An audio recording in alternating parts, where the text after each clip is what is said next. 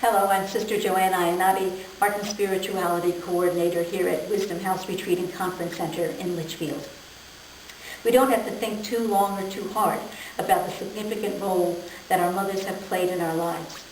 And this weekend, being Mother's Day weekend, we're fortunate to have a program here entitled The Gift of My Mother, celebrating Morrow Lindbergh. With us today to facilitate this program is the daughter of Charles and Anne Morrow Lindbergh, Reeve Lindbergh.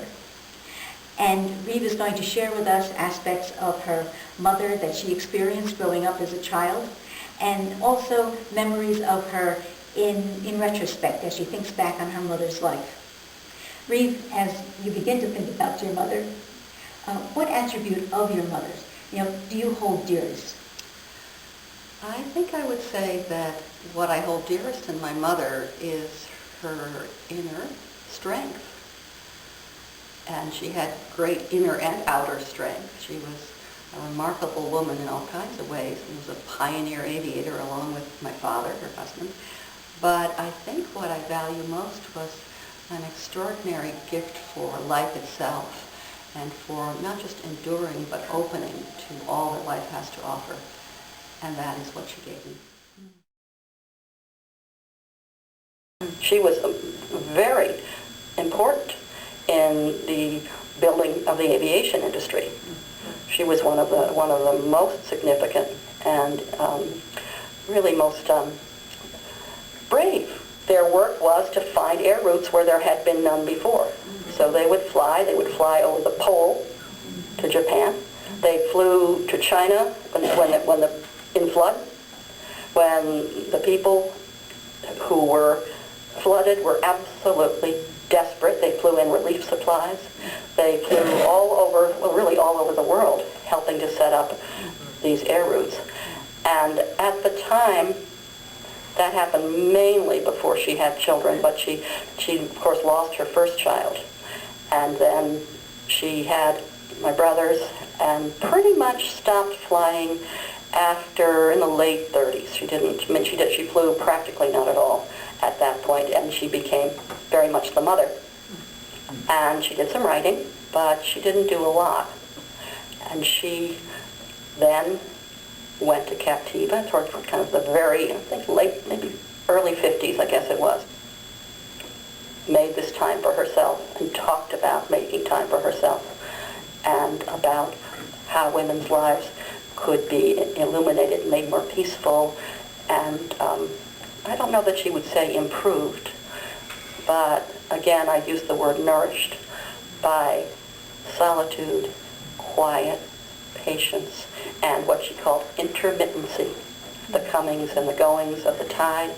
As I read it now, I think about my father's comings and goings, but I believe she meant more than that you don't have everything all the time, and think about, well, in my case, I have my beloved daughters and my son, and two of them their daughters are married, and the son is in college, and then they all come home, and it's wonderful.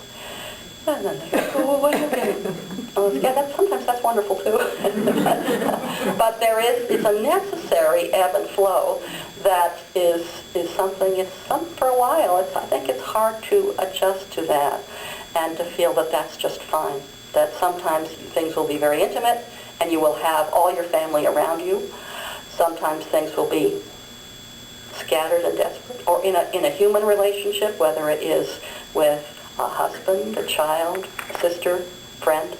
You may have times that are very connected and intimate, and then there are times when each of you is in a different place, different space, and it doesn't mean it's all over. It means intermittency. Things come and they go, and that's part of the tide, and it's important to recognize that.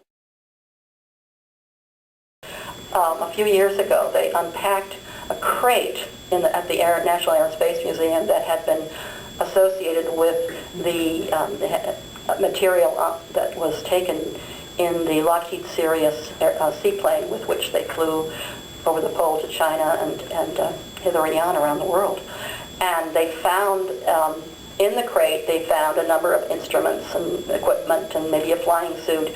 And then they said this was a man named Don Lopez, who was the deputy director of the museum at that time, and he called and he said they found 2 sheets of paper and a beautiful little pressed flower among all those other instruments and things. And that was so like my mother. You know, he would have every little chart and and she would have found and pressed a flower somewhere and saved it. It was just beautiful.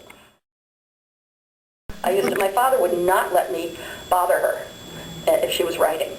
And I thought that was so annoying. What did he know? And I remember I once went up to her little house and knocked on the door, and she opened it. Said, "Oh, no, how lovely, dear." I mean, she was not forbidding. But now that I'm in that same position, I think he had to do that because there were 5 of us. You know, we could all go knocking at the door. So, but she wasn't, although not forbidding. Yes, I always, quite often, wanted to be with her when she wanted to be alone. She always made it sound as though she was just a, just what do you call it, hanger-on, or someone who went along for the ride, or whatever it was. But she wrote beautifully about the aviation, and it was one of her aviation books that, in fact, won the National Book Award, not for the flying, but for the writing. She came to be with us at the very end of her life when she really couldn't be in Connecticut. She was not remembering, who she was or where she was, and she would run away and all that stuff. So, and I think we did not have at that time people who could deal with that.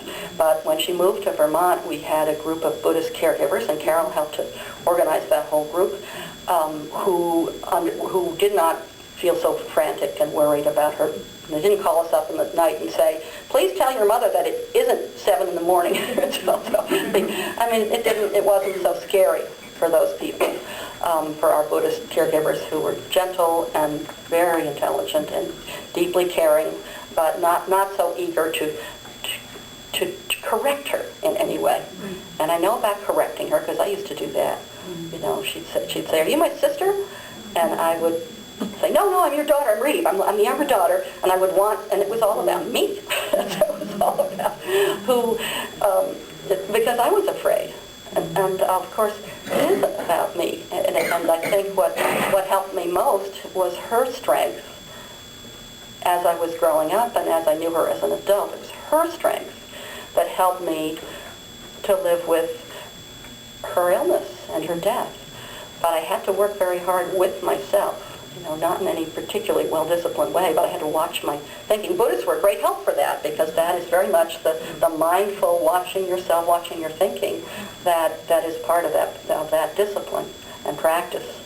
That was, so that's what I wrote about. And I also there were some little times when things were quite lucid, and I will tell you my favorite story, which was absolutely true, and it was about me thinking that I was helping her and being gentle and being the caregiver, even though there were caregivers which she was paying for. I thought, well, I will take her for a ride. I took her for a ride in the country, and we drove across it was Interstate Highway 93, I think it was, from St. Johnsbury to Littleton, New Hampshire, which is beautiful. Just beautiful. It's almost as if you're flying. I thought maybe she'll like that.